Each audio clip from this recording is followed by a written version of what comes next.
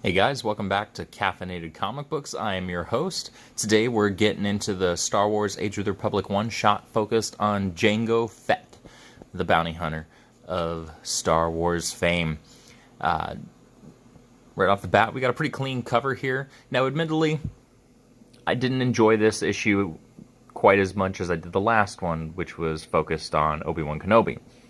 However, that might be a little bit of a bias there because Obi-Wan Kenobi's my favorite Star Wars character of all time, whereas I've never truly been the biggest fan of the Fett. Always been more of a Star Wars guy. But this issue was pretty solid overall, I'd have to say. Simplistic in its story. The premise is you've got Jango teaming up with a few other bounty hunters.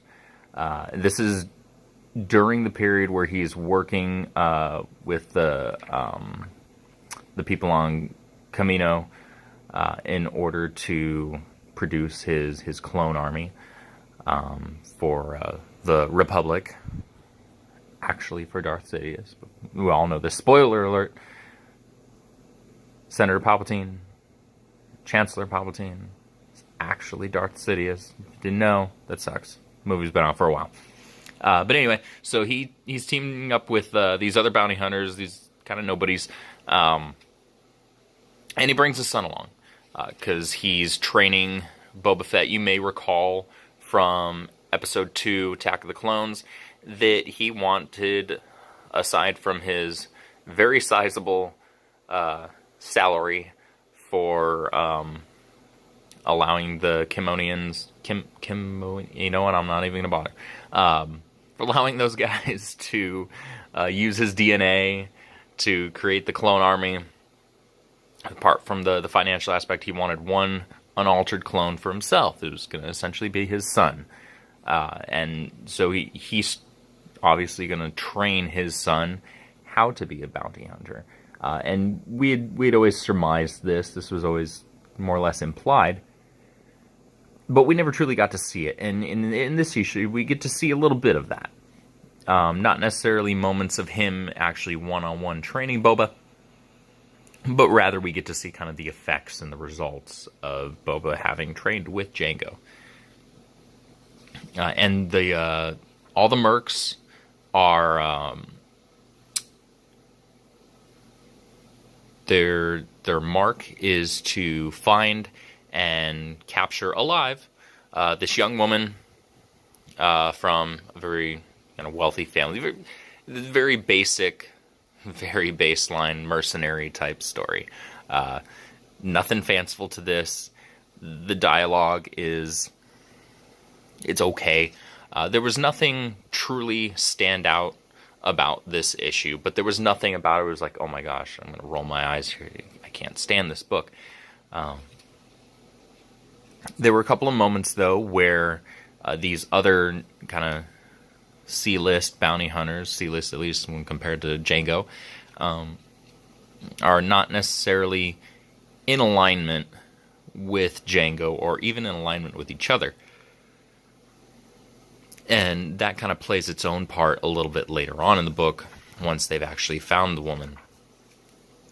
And we get a little bit of flashbacking to Jango talking with Boba, telling him things that he needs to keep in mind when they're kind of on the hunt. Very kind of father and son talks. Here we get a flashback of, this one was actually pretty cool, of Dooku, why am I saying it like Yoda did? Count Dooku, chatting with Jango, and this is when he talks about them setting up this clone army. So this is very early on.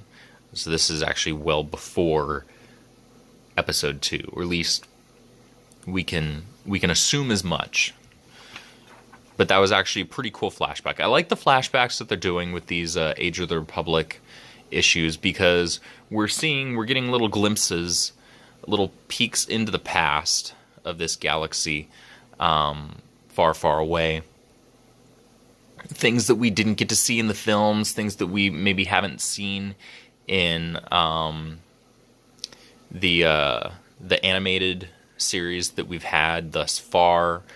And while maybe some of this has been touched on or hinted at in novels and things, it's different when you actually get to see it in a visual medium. When you see these iconic characters that we've grown to love. And so it turns out, anyway, that their Mark, this young woman right here, had actually ran away from home because she wanted to be with this dude. Martian Manhunter here. And they essentially say, hey, you won't die if you piss off and let us just capture the woman quietly. And so, so much for eternal love, right? The dude just bolts. He's like, all right, Moutskis, later, guys. But this chick, she keeps backing away. She doesn't want to go home. And, all of them, including young Boba here, back her up to the edge. And they didn't necessarily count on her slipping and falling over. However, got a man that plans for almost everything except for taking a lightsaber to the neck. Probably didn't plan on that one, but that's probably still a little ways in the future. And then after that, it turns out that two of these other bounty hunters had actually been plotting kind of a little mini coup against Jango and this other bounty hunter. And it's kind of your typical, hey, young boy, or, damsel in distress. That's not what Boba is, but, he gets not captured, but he gets kind of put under duress here by Man-Bat. Don't know what that alien race is called. And he's got a choice here. And he winds up taking care of himself because he kind of knows what he's doing. And spoiler alert, those guys don't make it. The two that had plotted against Boba and Jango. Kid's already got some moves. And then they're left to decide the fate of the green guy. Where is he? I can't show all the pages. This guy right here. Boba and Jango kind of sense that he didn't exactly have anything to do with the plot because the other two had worked together. They were kind of a team. They're a duo. And so they would have kept kind of their plans of betrayal to themselves. And so Boba decides to let the other guy live and kind of shows him mercy there. And Jango takes note of that as an interesting lesson for him to learn. So overall, this issue is actually fairly solid. The art actually fit it well. So far, I'm very pleased with the quality of the art for these Star Wars books because, I've said it before. I've probably said it a million times, and I'll keep saying it.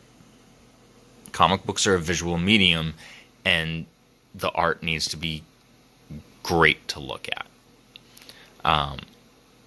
And panel to panel, so far, the two Age of the Republic books that I've read, the Obi-Wan Kenobi one and this one, Jango Fett focused, have been spot on, solid. They've each had slightly different styles, but panel to panel, they've been good, very good. They feel like Star Wars. They look like Star Wars. They don't look overly stylized. I personally feel, at least with a Star Wars comic, and admittedly I haven't read too many of them, I feel like with a Star Wars comic, the art style needs to very much be representative of the franchise, and it needs to fit within the franchise, not do something cutesy or overly stylized, maybe like some other artists have super stylized ways that they illustrate, and those are totally cool for a ton of other things, but I feel like Star Wars is kind of its own box that should be worked within, and thus far this creative team has done that, and I'm actually really happy. I'm enjoying it.